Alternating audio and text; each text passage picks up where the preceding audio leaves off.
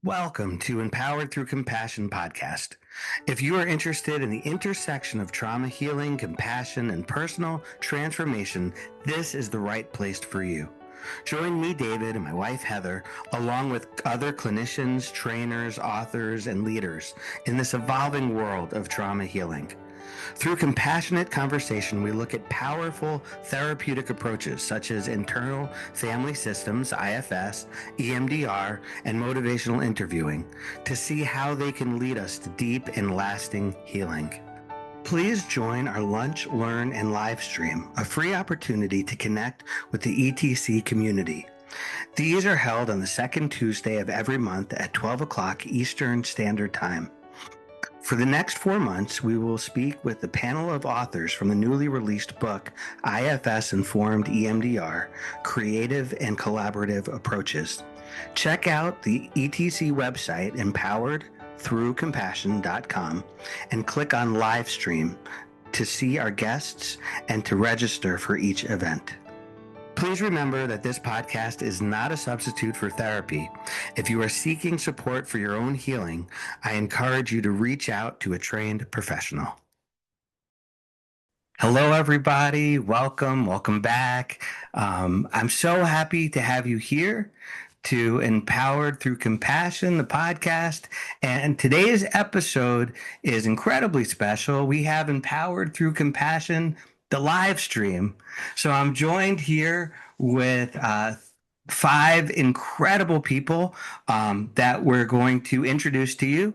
And I'm also here with my wife, with Heather, who is going to be co-leading this with me. So Heather, welcome. It's beautiful to have you here. And so just to the audience that is here joining us today, thank you for being here. We're really grateful. It feels different to have you in this space, to have you as a part of this. And what I love about it too is Heather and I are going to be looking at the comments. So throughout all of this, feel free if any questions come up, anything, arises, a comment, throw it in. I'm going to be responding as much as I can. Heather will be. Today is part of a 4-part series where we're talking about IFS informed EMDR, creative and collaborative approaches. And we're talking about the first 2 sections of the book. We'll be joined, so officially here, we'll be joined by Bruce Hersey, who is the founder of Syzygy Institute, a leader in integrating EMDR and IFS and helping clinicians deepen both structure and relational presence in trauma. Welcome. We Thank have you. Annabelle. We have Annabelle McGoldrick, who is a very thoughtful voice in integration. She's also a trainer, brings clarity and depth to this realm of EMDR and IFS. The work together. She's a journalist as well, a peace journalist, a writer, author. Pleasure to have you here.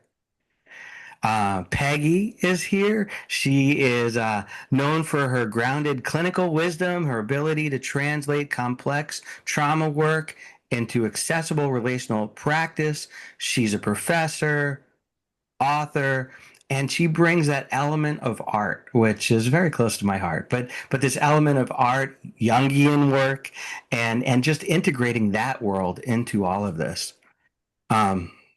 Each of you each one is so like an added layer here. So Michelle Richardson, she's a co-owner as well with Bruce of Syzygy Institute. She offers incredible perspectives on the structure, on discovery, which I'm sure we'll talk about, on just how to orient to our system, our internal system, as we're doing this EMDR work. So Michelle, welcome. And Xandra. Xandra, it's a pleasure to have you here. It's a pleasure to have you part of the book. She brings systemic, integrative lens that expands how we think about trauma, parts, healing. She was a real big force in this book with just really sharing IFS with 2 chapters. You couldn't just be 1 chapter. We needed 2 because you had a lot of really important things to offer. So welcome to the space. I'm honored to have all of you here. And as I said, Heather is joining us too. And Heather, it is beautiful to have you back on the podcast. It's going to more and more. It's going to be our podcast together. So I love that. Just before we begin, I'd like to quickly just take a brief moment to arrive together, all of us in this space. And if it feels okay, just to invite you to notice your body, where you're sitting, your chair, your feet on the ground, your breath going in, going out. If you would like to close your eyes, you can, but just to take a moment. Um, Bruce says a lot of times as we sit in the space, breathe in and breathe a little bit of self energy into your body and maybe breathe out a little bit of stress and just notice where you are right now without needing anything to change. If there's any parts that feel activated, tired, holding something, just acknowledge them. We don't need to fix anything, but just allow a bit of space for whatever is present in your body. And gently, I want you to notice the space here that we're creating together, the shared space, where we could all just be curious, reflective, connected, and compassionate. And as you're ready, just come back to this space. And I'm going to turn over the mic to my lovely wife. Thank you, David. All right, so to begin, I'd love to invite each of the authors here from these first two parts to share a bit about their chapter. You might speak to what feels most meaningful to you, what stands out as you reflect on your work, or what you hope readers will take from your chapter. So I'm going to turn it right back over to David to start with your introduction and chapter one. Okay, thank you. Thank you, Heather. And so the introduction of the book of IFS informed EMDR that I really feel is something that I would like to share with all of you is this really core belief that guides where I'm at, that healing is possible, that within all of this, no matter how hurt, suffering, damaged you are, there's always this possibility that we could tap into this deep place in ourselves and recognize that we can heal and we have the wisdom that's going to bring us on this journey and through the journey to be able to heal. And as therapists, as healers, our job is to tap into how do we create the space? How do we create the relationship so that we could really allow this individual wisdom that everybody has to be tapped into and to be able to come out and really grow. Um, the other piece is that, and again, a lot of this I have to give props to Bruce for training me through this, and all of you and all of our conversations, and then so through my consultation, learning how we really can take EMDR and IFS, honor the two models, and with fidelity to the two models, be able to put them together in some systematic way where we're not just throwing paint on a canvas, but we're really looking at it and saying, okay, how do we want to move through each session? How do we want to move through conceptualization of a case conceptualization so that we are step by step have a really cohesive way of helping healing the people in front of us. The first chapter of the book was just to say, let's assume that a lot of people who are picking up the book have some experience or some knowledge or some training in EMDR. And this is really just a refresher. It's just here are the 8 phases of EMDR, blah. Here is the basics, bare bones of EMDR, blah, blah. And and to be able to kind of talk a little bit about how I see it, and how I see moving through it in a really kind of fluid way, in a way that does not have to be so prescriptive, where there's not space to be able to move back and forth through the phases. One thing that I pick on a lot when I'm talking to people is that I feel uh, phase six, checking in with your body, really could be like something that we hold throughout all of the phases.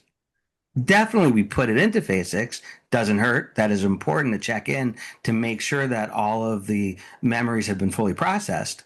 But we're always checking in with the body. So I talk about some of that stuff in chapter one, but really just saying how much I love Francine Shapiro, how grateful we are to her, and talking about EMDR as providing a structure and foundation for the work that we're all going to be diving into with IFS informed EMDR. So, chapter two and chapter three is Dr. Zandra Bamford. So, maybe if you could say, what you find in your chapters, which are beautiful, what do you feel is what would you most want people to take away from those chapters? Yeah, I suppose it's similar. It's a love affair with with IFS. I do feel like a little bit of an imposter here because I'm not so integrative, but actually reading the book is making me want to dip my toe into that, and I'm enjoying that, exploring that. So I think the thing that captured me the most about IFS is its non-pathologizing stance, so deeply non-pathologizing. My career started in the late 90s in inpatient wards, in acute inpatient wards and intensive care units in the UK. Um, and really just witnessing the harm that traditional mental health services can create, not intentionally, of course, but by reinforcing people's views of themselves as being broken or flawed, or particularly when it comes to extreme firefighters. So firefighters that are self-harming or aggressive or violent. Um, and that's what captured me about IFS. It's the befriending of those firefighters, the really deep honoring and appreciating the power and the love and the care that's at the heart of the firefighters. And just the power in that, if that's all that you do with the model is support someone to befriend their firefighters, then that can make a tremendous difference with people who are in and out of inpatient wards or in and out of crisis. So I hope it captures that. I hope it captures the gentleness of the model, the attunement that's needed. It's all presented in a linear way, but I hope it captures that that's not how it is in reality, that we're kind of up and down and through and in and out, and the somatic piece as well, the impact on just a very small change of a pattern that's held in the body, how profound that can be without words. So yeah, two chapters, one a kind of high level overview of the categories of parts and the uniqueness of IFS, in that in the UK, in psychology services, we might have discrete phases of assessment, of formulation, of intervention. And that's another thing that I love about IFS, is that we just start where we are and we're with whatever is there in each moment. So I hope that's captured. And then the second chapter is an overview of the process, be that in one session or a number of different sessions. And some suggestions for questions that we might ask and how we might address concerns of parts and how we seek permission really thoroughly and really carefully before we move towards vulnerability. Well, thank you. There's no other way I would have liked to open the book. I feel, and this will be a little bit of a transition to Annabelle.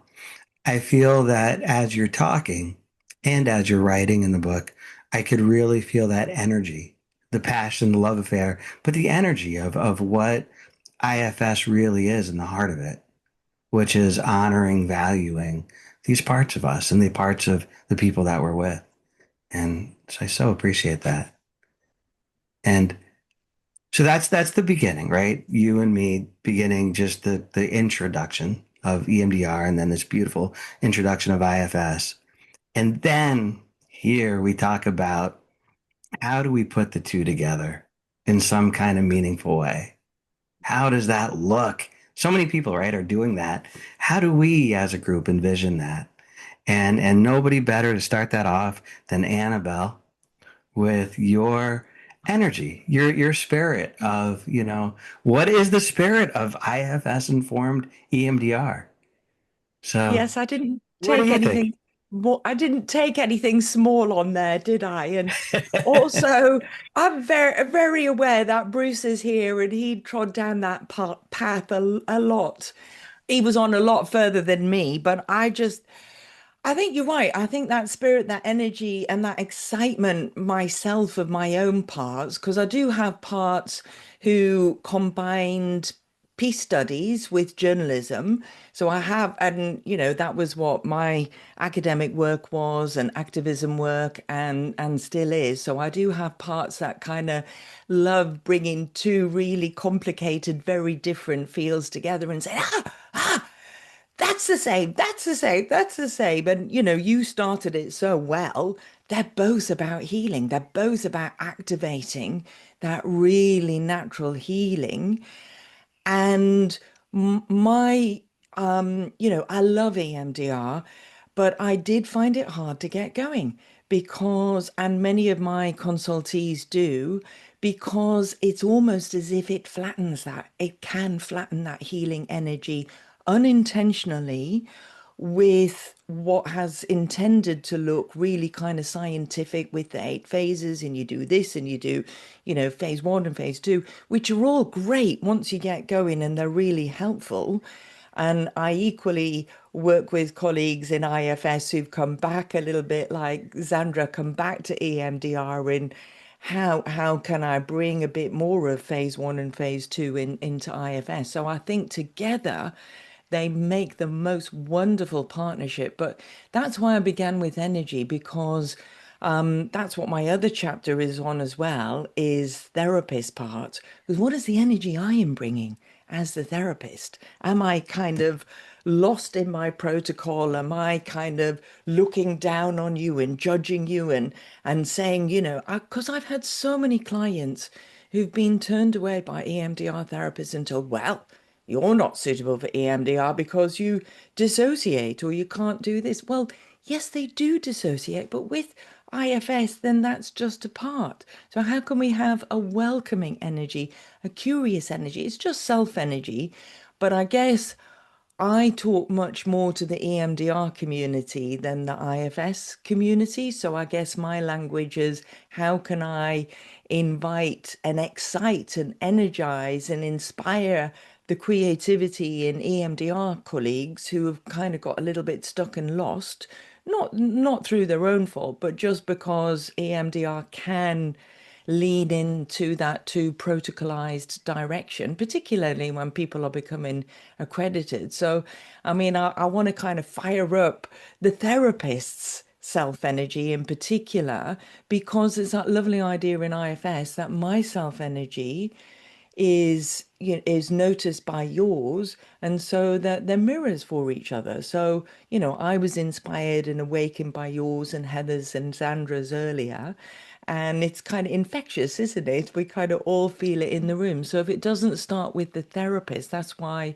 my later chapter 21, I think it is on therapist parts. And I kind of go through a series of vignettes because, again, I'm coming from an EMDR perspective of supervisees who've kind of got stuck and kind of going, it's the client is the problem. That's what I'm really trying to overcome.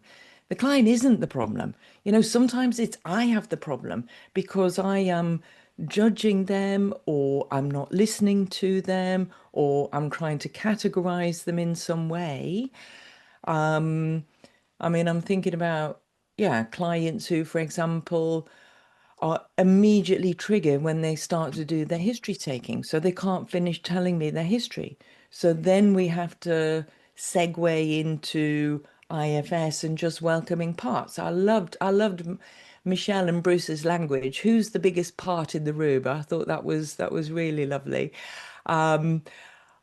I mean, that was the other thing. David, you've done such a brilliant job. This book is so exciting. I mean, it really reminds me of how I felt when I first trained in EMDR and got Robin Shapiro's edited collection, EMDR Solutions 1, followed by 2, because I make up, you need to do another volume here.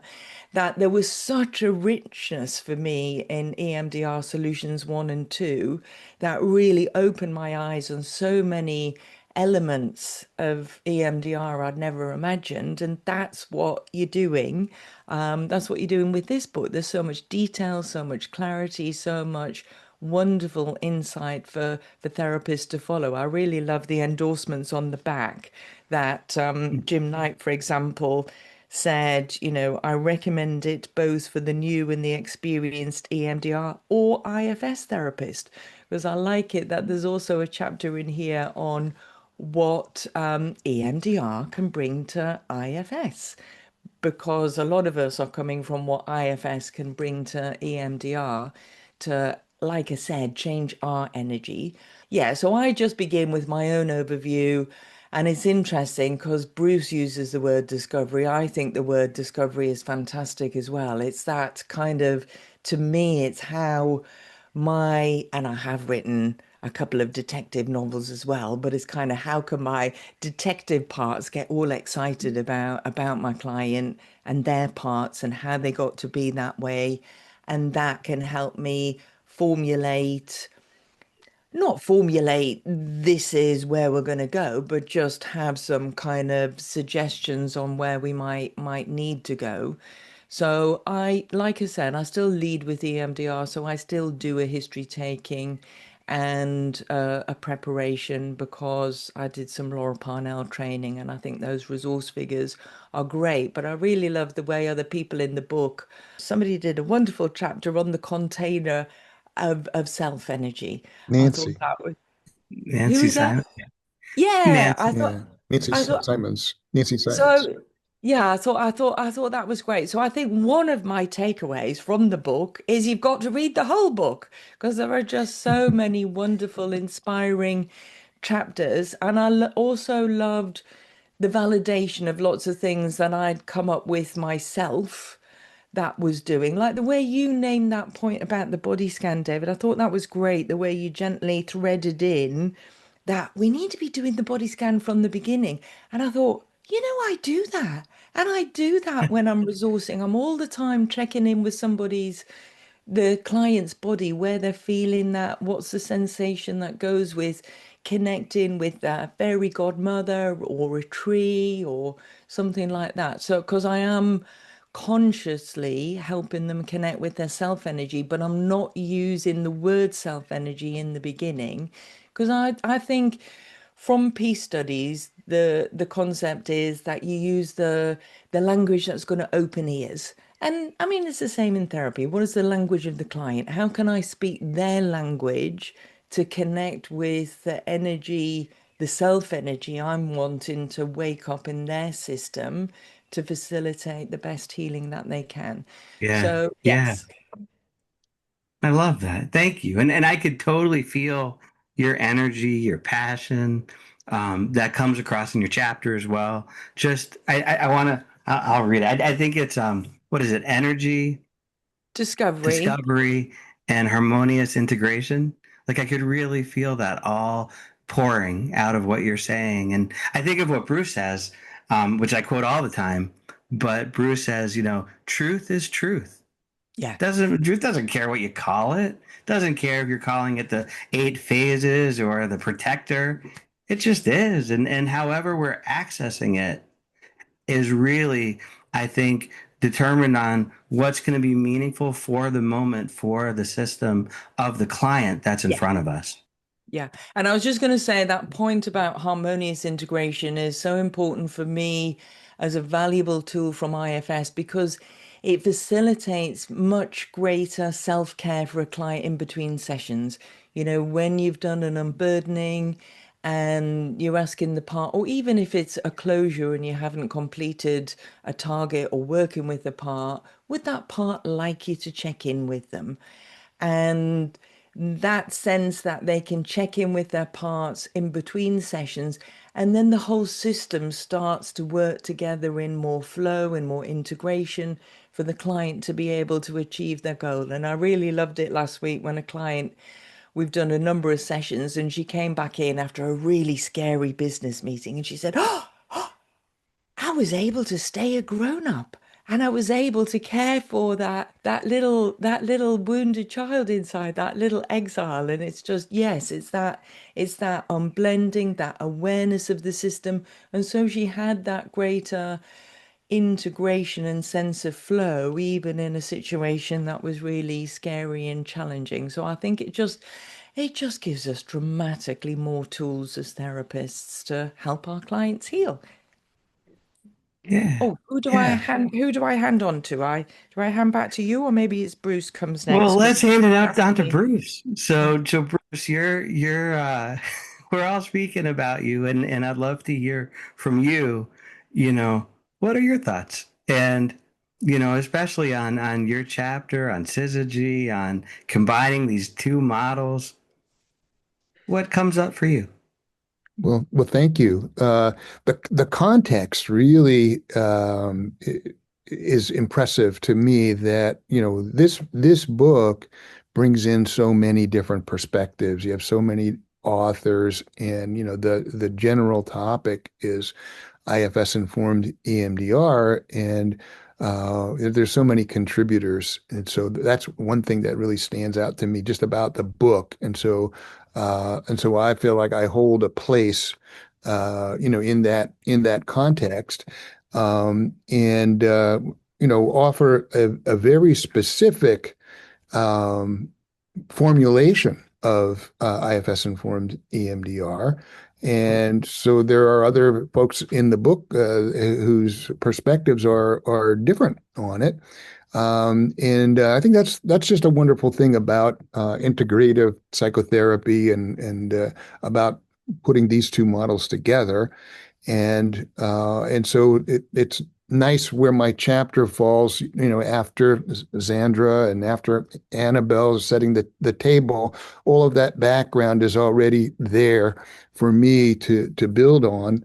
But another note on context is, we are one of three important books, I think, that just came out, that have just been published in the last few months. And there's two other books on the topic of IFS-informed EMDR. The other two are authored by Kendall Hart and Daphne Fatter. And so there are additional perspectives on how to combine these models. How can you integrate these models? So my chapter really in 14 pages, which is great because I'm not an ambitious writer in the sense of I have nothing published up until now. So thank you very much for the space to do that. But I believe that I write very concisely. So I pack a lot of information into a very small space. I'm not wordy. Michelle and I and Jen Pagone are actually working on a syzygy book to further expand our description and sharing of the syzygy model. But in 14 pages, I have the opportunity to build on what Zandra and Annabelle have laid out in this volume. And also, I know that Michelle follows me with a chapter that more specifically focuses on one of the centerpieces of the syzygy model, which is the discovery process. So I don't have to go into great detail in that. So I'm just laying out the syzygy model, and what I feel is different about the syzygy model is I'm kind of a theory nerd. And so I really look at, theoretically, how are these models converging? And what is the underlying truth? The truth is truth, right? Truth is the truth. What is the underlying truth that each of these models actually has a way of kind of bringing us to? So if we think about like each model is kind of a lens, and we can look at the same thing, which is this healing process, with, you know, glasses. So we have two lenses. We have an EMDR lens and an IFS lens, and we can look at, you know, what we're dealing with, the environment that we're working with, the different clients that we're working with, the problems that they have, et cetera, the healing that process that occurs. If we can view them with both lenses at the same time, consistently throughout the process, and I, after I had been doing that for a while, I did discover coherence therapy, which is a great, you know, kind of clinical translation of all of this memory reconsolidation research. And this adds another, so like I have three eyes now, right? I have EMDR, I have IFS, and I have coherence therapy here, the third eye. And we're looking at this process with all three lenses all the time, like consistently through the model. So where are we at any given moment in this process that we're in with our clients? Where are we at from each of those perspectives? If we carry that perspective with us and we're viewing the process through all of those perspectives at once, we'll be able to know where we're at, or what the, you know, what is it that we're looking at from that lens.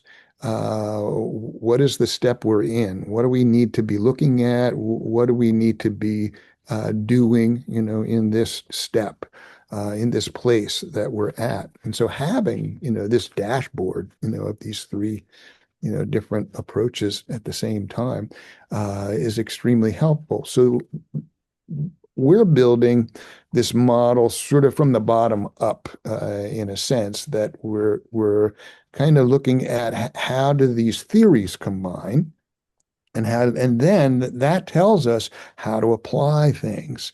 So it's less of a kind of a toggling back and forth between when do you do EMDR and when do you do IFS and when do you do coherence therapy. If we can think of it as, you know, walking and chewing gum at the same time, we have to know how to walk. We have to know how to chew gum. But, you know, doing two things at once, playing the guitar and singing at the same time, you know, that's how I look at it. So I'm relooking at like all the central concepts, you know, what is dual attention? What exactly is that? You know, can we come up with a better, more refined definition of what that is that can be more useful, more helpful, more accurate? What is a target? You know, is it really an episodic memory, or is it something else? And in our view, it's always a part. The part is the target. And what we're looking at through as functional dual attention, as I call our definition of dual attention, is relational. The things that we're dealing with are relational entities within a person. So there's a self, which is above it and something different from parts. It's the most important inner entity that we'll ever deal with. So a lot of people think of IFS, oh, it's parts work. It's self work. You know, that's the most important entity that we're dealing with. And so that having that relationship between the self and the parts, it becomes what we're looking at as functional dual attention. The parts themselves are the target and not so much, you know, some specific memory. The parts may be affected by a memory. The parts may feel stuck in some event, but it's the part that's our customer. That's our target. And so that's really helpful to make sure that we're aware of that. And where do we get what information from? How do we construct a assessment phase? Well, there's certain entities that we want to get certain specific pieces of information from. Sometimes some of that information needs to come from the part. A lot of that information needs to come from the part, but some of that information needs to come from the self.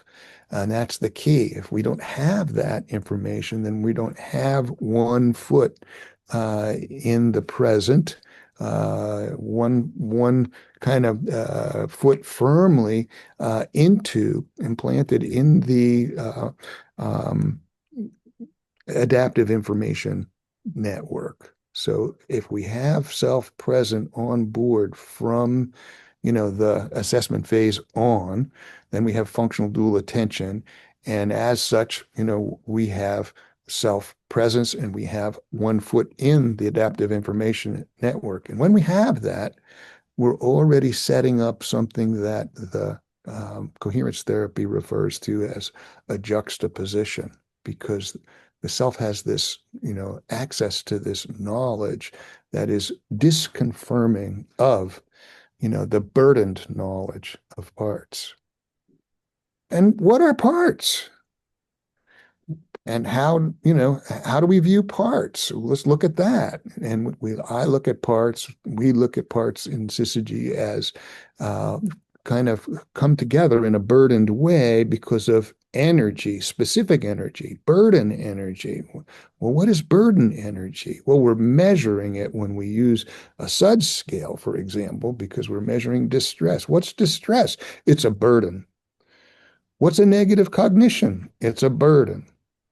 But there are two different kinds of parts that can be burdened, and they're burdened in very different ways. So exiles are burdened in a specific way, which SUDS and negative cognitions make sense to use to understand the burden of an exile. But how do we understand the burden of a protector? What is it that organizes a protector, kind of charges a protector? An urge. They have to do something. They have to be a certain way. And they have their own perspective, their own belief. But should we call it a negative cognition when all parts have positive intentions? They're really organized by a protector's positive intention. So the belief is a little bit different that's organizing a protector than what's organizing an exile. And the charge of energy is this urge energy. So we look at that differently, and we call those two things a level of urge to protect. We can measure the urge to protect just like we can measure SUDS. And that, there's a precedent for that established by R.J. Popke and by Jim Knipe. They used scales to measure this similar kind of burden energy, urge energy, but we're just kind of making an umbrella level of urge so that we're covering not only kind of compulsive urge, but we're also to use, but we're also measuring, we're subsuming Jim Knipe's avoidance. There may be various other kinds of protections that we might not think fall into those categories. So we're just kind of expanding the understanding of level of urge and making it the level of urge to protect. So we look at those things in terms of how do we understand protectors. And we have parts that get blended, and it's normal to run into those parts, and it's normal to face those parts very early in the process, and then at times in the process. So can we do EMDR without stopping to do IFS? Well, we can if we have a way to do EMDR with the protector so that we can just pivot. It's like, okay, we're moving toward, we're processing an exile because we have functional dual attention. That means self is present. But what if, the next protector steps in, and it's not going to step back just because we ask it to, just because we want it to. It has a job to do, so maybe it's going to stick around, And what if we just pivot to targeting that in a befriending way, in a way that incorporates coherence therapy, in a way that utilizes, EMDR processes like bilateral stimulation and sets and interweaves. So then we hand it off to Michelle because she gets deeper into that. How do we do that? And that's the discovery process, which we named after a very similar process in coherence therapy, but we have kind of fleshed it out into an IFS and EMDR way. Thank you.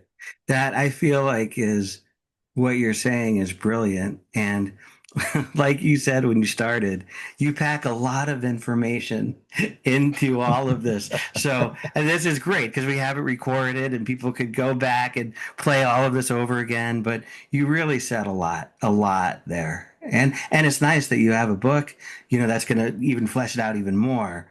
Um, if all I'm joking here, but if only we had another chapter that kind of went into, I think, specifically, if there was another chapter that went into the discovery part, because I'm not really sure what you mean by discovery. And Annabelle said discovery too. So, Michelle, when we go to you and we talk about, what you brought, and you're also, you work very closely with Bruce and you offer a lot. And wait a minute. I took your class. You were my trainer. What again did you teach me? I got to remember. I got to go back into my memory. I think it was, what was the class? It was on discovery, right? On Tell us about your discovery. chapter. Yeah, yeah. Well, gee, nice to be here, and what a tough follow-up for me to have after my mentor and really the pioneer, I feel, of this integrative modality. I like to say that I'm really good at teaching Bruce, like Bruce's stuff. Like I'm good at teaching Bruce's material. I add a little bit of my own spin, and I'm not quite as good as packing as much into the punch as he is, but I have had the benefit of studying at the feet of the master for quite some time. And I'm glad that this is being recorded because everything that you just said, Bruce, was so rich. And I really want people to be able to grab all of these little nuggets because, and David, as you said, it's brilliant. Like I really think that um, the model that Bruce has created, which and again is one of many perspectives. There's so many perspectives of how integration can happen. And I think that Bruce's model, which is the model I use, is really brilliant. And that's what my chapter is on one really important piece of our model, which is the discovery process. And so what the heck is discovery and what are we doing in discovery? Discovery is an approach to working with really blended protectors using an IFS informed EMDR methodology that Bruce developed. I feel kind of funny sitting here explaining it when it's here, created by Bruce, but Michelle told me but discovery is her jam, it and is my day. and it is. So she is the one to be talking I about love a this. discovery. Yeah. Not to Thank take away you. anything from Bruce, but you add value to it as well. Well, thank you. It is my jam, and I love teaching it. And it's been one of the pieces of IFS informed EMDR that I particularly love as a therapist because to me, it harnesses all of the benefits of these different models in a really in a way that helps move the therapy forward. And I think that the different stuck points that we can encounter often because of very highly protected systems, whether it's IFS or EMDR or coherence therapy, bringing these three together is a way of working with blended protectors that gets us out of that stuck place. And so my chapter introduces discovery really with the metaphor of like the different roadblocks. Like we have a little bit of a sense of the map. We've set the GPS. We know maybe where we're going in the trauma therapy process. But we end up, hitting a traffic jam or there's the road's closed, the school crossing guard is standing in the way and not letting you go because there's the school just let out down the street. And so discovery is a way of working with these blended systems that I think brings the structure and safety of EMDR, and the phase approach of EMDR, but also harnesses the befriending energy of IFS and really befriending and deeply understanding these protectors. And then I think from a coherence therapy standpoint, we're also understanding in a systemic way the internal logic of the system, of why the protectors are protecting in the way that they are, and how we can use discovery to both befriend and understand that logic really deeply, and also offers opportunities for new, understandings and awarenesses and approaches for those protectors. So that's really what discovery is. We have sort of loosely coined it at times as phase 2.5 because it in a way it's a little mini process within the 8 phases of EMDR, and that's sort of where it sits initially.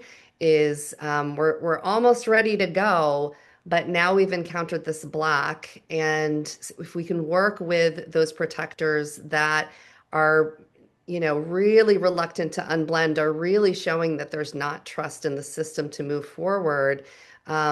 Doing discovery is preparation. It's preparing the system to move forward in the healing process by taking our time and getting to know those protectors and really getting those protectors on board before we move ahead. So it's something I love to teach. And Annabelle, I know you spoke and wrote about therapist parts, and I think one of the reasons I also love teaching discovery is because we spend a lot of time focusing on the parts of the therapist and how we do that in direct access through IFS, and how important that is when we're looking at dual attention as well. Like, how are the therapist parts also contributing to whether or not dual attention is functional? And we really have, the necessary ingredients that we need in order to go ahead in the trauma therapy. So that's what Discovery is about. And it was a privilege to write about it. And it's been a privilege to learn about it from Bruce. And teaching is something I do often. I have a group practice here in New Jersey. And so I spend a lot of time teaching to therapists at all different levels. And so taking Bruce's like mega brain, I feel like he has this like amazing, brilliant mind. And I'm really good at like, oh, wait, in fact, the first time I met him, I badgered him after he was teaching, like really was like, wait, I really need to understand everything you just said, and kind of badgered him and picked at what he was teaching so I could understand it. So I'm really good at like grabbing that and then trying to make, because these are two robust models, right? Like IFS and EMDR stand alone as really comprehensive treatment approaches.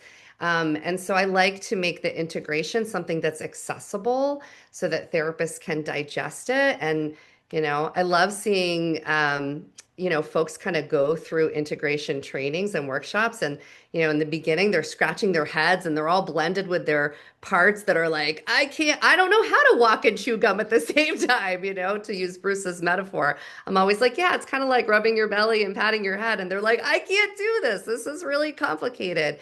And it doesn't have to be so complicated. There's actually a lot of really, easy ways to start integrating the models. And I think that this book speaks to so much of that. It just becomes something that's like you can start trying it right away. You can start bringing it in. And in fact, that's how you're going to start to learn integration anyway, is you kind of have to start throwing in a couple different spices into the recipe and to see how, how does the recipe come out? And so I think all of the authors have contributed all these wonderful ingredients to how you want to cook up trauma therapy, right? So yeah, thank you. And I feel like that is the real beginning of the book in terms of the first part, the second part, and then I feel like we're honored today because we have Peggy, and I'm so happy you're here with this, with all of this, because you're part of this third section, which is going to come next time in a month from now. But I feel like when you and I were talking, and just there's something about your chapter which is so relevant, so important, so critical, so crucial, and bringing in the art is really close to my heart, and bringing in young, and so I feel like, I'm really grateful to have you here, and I would love to hear, like what you want people to take away from your beautiful chapter. Thank you, and thank you for the opportunity to be here today and talk about this a topic I love to talk about. I am an art therapist. I was been trained since early 80s and trained in EMDR in the 90s and then IFS around somewhere in the 20 teens. And with my creative brain, when I trained in EMDR and then later in IFS, I immediately saw ways of integrating art into both of these models. I love this harmonious integration concept and brought art into this harmony and bringing that creativity. And I think, in the short time I have to say that we talk about these as low verbal and talk therapy alone isn't enough, and we need some somatic pieces. Art brings a concrete, practical, somatic, and low verbal or nonverbal piece to this. It fits in, the alignment's perfect. My other message is art therapy is a profession, but we don't own the art. Art therapists don't own creativity. So I tried to bring in the chapter a way for people to ethically and effectively bring creativity and art into both of these processes. So art works with IFS alone, it works with EMDR alone, but all three together are really, really that harmony. And the case that really illustrates that.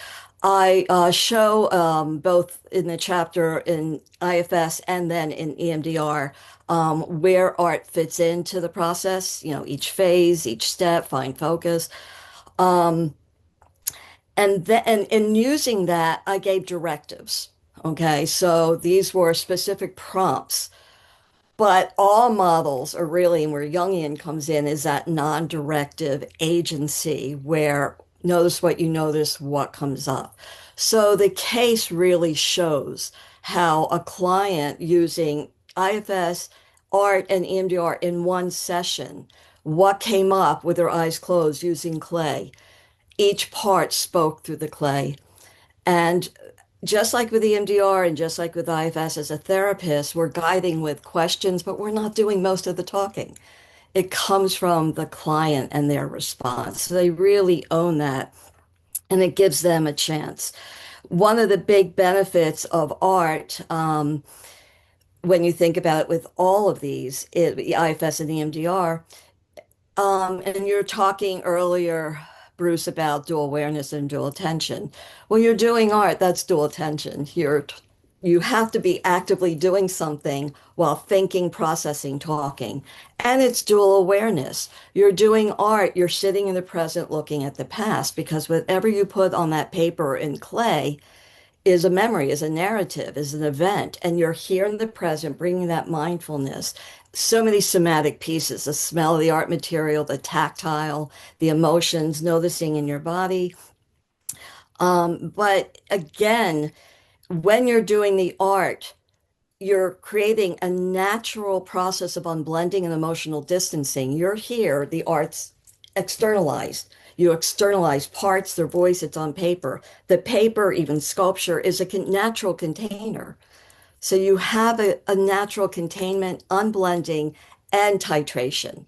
When they go through the art, you're talking about different parts of it. And that's where Jung comes in, active imagination, where you enter the picture and each element of the picture has a voice. That art can be discussed in one session. It can be spread out over a month or more. Sometimes sessions are you do the art and then you're spending several weeks or months talking about it. I'm just trying to touch on a few ideas. And then looking at, offering something really tangible here, two things. One, by drawing parts, creating parts in clay, drawing whatever media, you have now given your client a tangible image of what a part looks like. That part actually has a voice. They are able to externalize and show the self, the person. Here's what they look like, even if it's just a color, a shape. Doesn't have to take skill and talent. It's that somatic piece. Can you imagine the kind of bonding that can occur when the client can really talk to the part and see them that tangible? It really enhances that relational piece. And looking at body scan, which is really my first concept when I was learning IFS and EMDR, when we got to body scan, our therapists have been using body scans forever.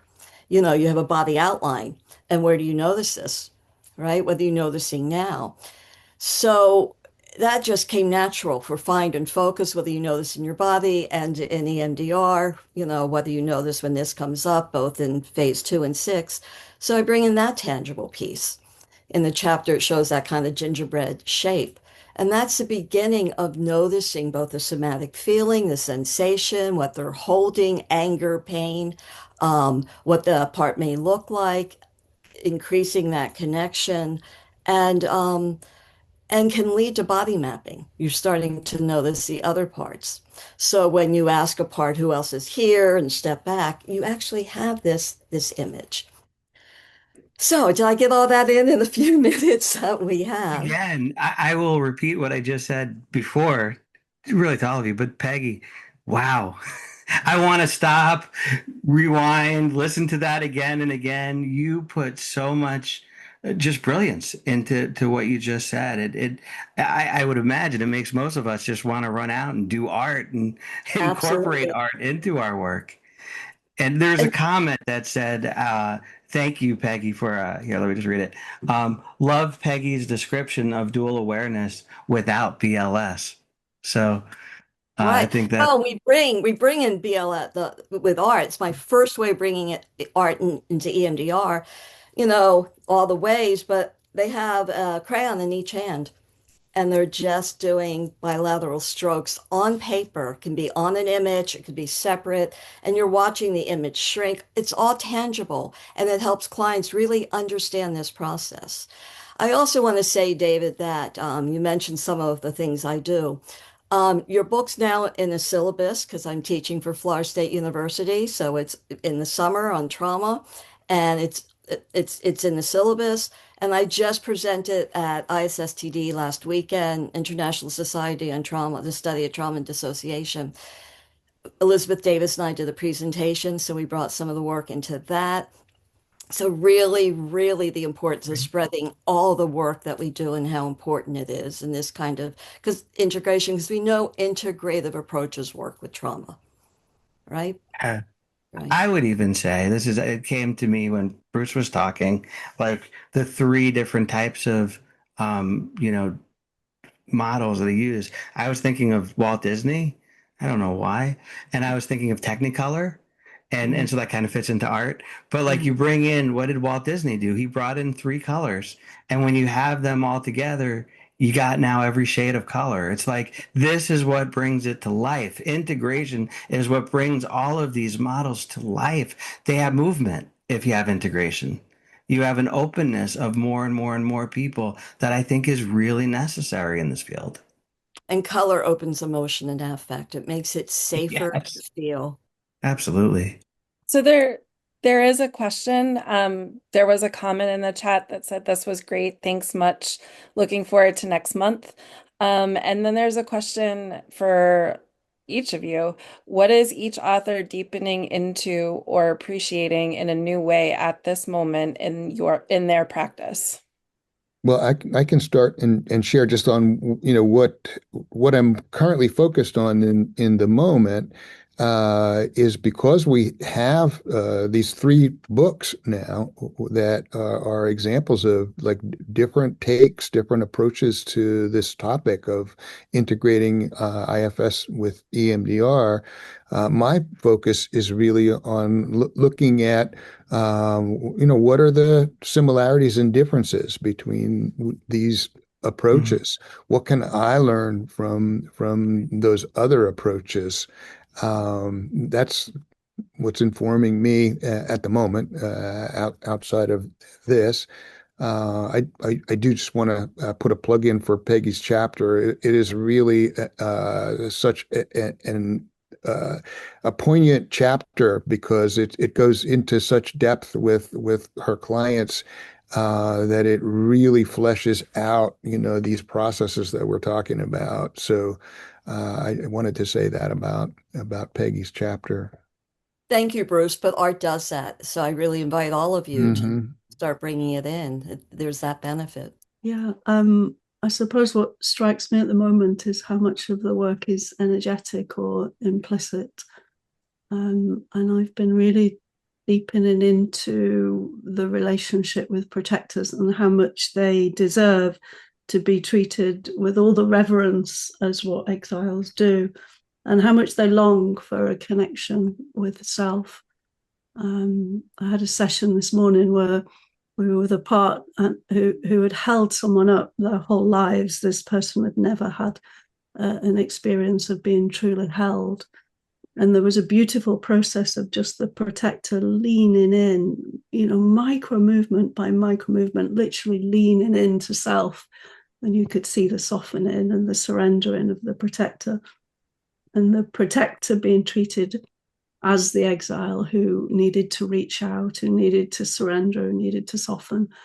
Um, and all of that with so little words. It was just so kind of in the energy, in the space and the holding. So I'm just really sitting with that more increasingly. Almost the differentiation between protectors and exiles feel less relevant for me at this moment.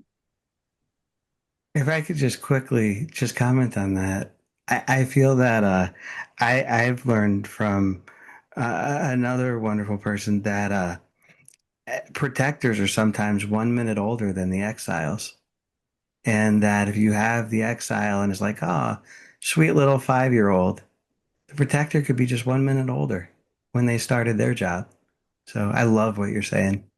Just wanted to add too, Sandra, I really love that because I think often, both modalities can have that agenda, that tendency to like move, like to fast forward healing. And, there's no like finish line to what healing is. And I've also found that, I have some clients that all I do is protector work, and that is still improving their quality of daily life. It's still benefiting. It still is having them feel like something is shifting, and like that ripple effect is something that I think is so, so important in that protector work. So yeah, I think that's like really resonating for me as well. It's just like even those, like you said, like those tiny little like micro movements, like moving towards self. Um, Bruce talks about I'm going to botch this probably because we're live and we're talking about it, but we talk about like the butterfly effect, right? That like little increments can then turn into like quantum leaps later. And we don't always see that. You have a session or two with a protector part, and you don't know that maybe a year from now or 18 months from now, there might be some things that look like quantum leaps in that person's life. And that piece of really patient work is so important. Something I'm sitting with from this question, came up again at the conference, is there are criticisms of EMDR and there are criticisms of IFS. And one thing, in just listening to everyone today, is the concept of parts and all of us really leaning into how that is defined, how it sounds to clients, Mm, and listening to mm, their language. mm, One thing I recently heard from someone who was asking about IFS, it said they feel like IFS talks about parts as, they're just roles. and how we know that's not true, but how to really communicate that in our talks, in our writing, that it really, and I've heard it from some of you today, the semantics of it, that, and I think you touched on that, David, that ask the client how to refer, make it, and all of the work we do makes the parts of them real. These are part of who they are. It's not just a role. And I think that's an important part moving forward, that we make sure, not just saying a protector role, but part of you who took on that Mm. role and why, and to really emphasize that more. Mm, mm. I totally agree. I mean, I might be a heretic here, but I equally have clients who don't like parts language. Mhm. And I think that's really important too, to not impose it on people, which I know none of you do here. So I will sometimes say to the more scientific mind, well, it could just be that we're anthropomorphizing neural networks in your brain because those neural networks had to do a job. And they found a way to do that job, and they found a way to survive. So what if they just got a bit stuck in that? What if we could explore that and enable those neural networks to become a little bit more flexible, a little bit more open? So, yes, I mean, that's what I was saying earlier about trying to open ears. What is the language for the client that will open their ears? I just want to put a health warning about what I'm personally sitting with because it's outside the therapy room. And I think IFS is absolutely wonderful at what goes on in the inner world, but not so great at what goes on in the outer world. And I don't know about you. I know some of you are in America, but I have parts that are terrified about what America is about to do in Iran and the kind of threats coming out of Donald Trump. So, David and I chatted about this last year because I wanted to equally have a conversation about what was happening to the Palestinians. It's happening to the Iranians and the Lebanese as well at the moment. So I'm sitting with how can we bring self energy to the world? How can we bring that energy of kind of love and forgiveness? And in my own prayers, forgive Donald Trump and Benjamin Netanyahu for what they're saying and doing in my own energy. But it's also how can we talk about it? Because I have a very uncomfortable time sometimes in trying to have this conversation with other therapists who say, "Oh no, I don't want to be political. No, I don't want to." And that's fair enough, but I guess it's also the world is getting a more scary, dangerous place. So that's my personal growing edge is how can I help therapists kind of hold the world in their heart. I mean, I've been so moved by watching the pictures from the Artemis space capsule going to the moon and looking back, and one of them said, "I'm looking at Mother Earth." How can we hold our love for Mother Earth that we share together? Aren't we all one family that need to work together in this? So with I don't want to ram this down anyone's throats or any client's throats, but there are times when clients just in the beginning they kind of need to acknowledge the fear and the trauma that's happening out in the world as well, whether it's the racism they're experiencing, the sexism they're experiencing, or just listening to the news. So that's what I'm trying to grow is how can I open my heart a bit more to help heal the Annabelle, world as well. we are all stuck in phase one because, Yeah. right, if we're working, and let's throw in the Epstein files, They, of course. right? So with trauma. So it's hard as therapists. I'm glad you brought it up. If none of us are feeling like we are in a safe place, and then you're working with your clients to bring in as much safety as possible.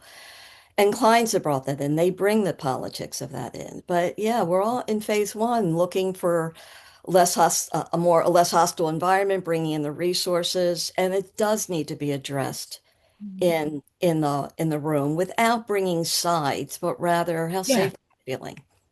Maybe I'll say goodbye for the listener, and there'll be another one of these next month. And thank you for being here with us. And thank you all for being here with us. Thank you. Thank you. Thank you. It's been great. Thank you so much for joining me today on Empowered Through Compassion. If you're looking for support on your own healing journey, we'd love to hear from you.